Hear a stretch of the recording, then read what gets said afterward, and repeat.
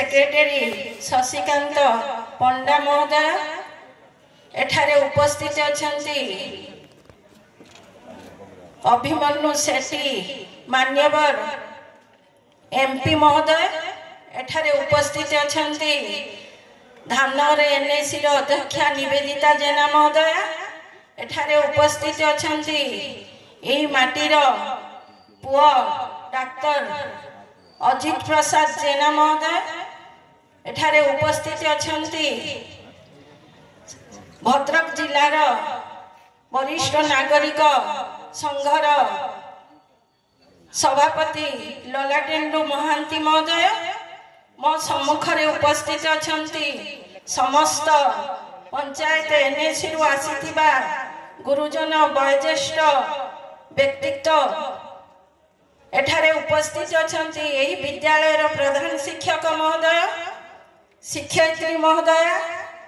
समस्त सांबादिक बंधु समस्त को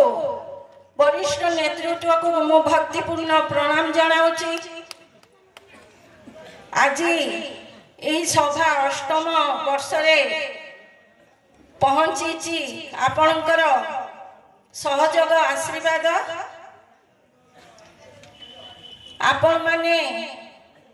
यही ब्लॉक रो गुरुजन घर मुरबी आपण माने जो दिग्दर्शन देबे धामनगर ब्लॉक ताहा मानिब। ए सभा आज भाषण दबार सभा नुहे आपण मानक सभा आपण माने आम मानक जो दिगरे नेबे आमे सेही दिगरे जीवु आपण माने हमको परामर्श देबे निवेदन करिवे आपण मानक आशीर्वाद आमर एकांत काम समस्त को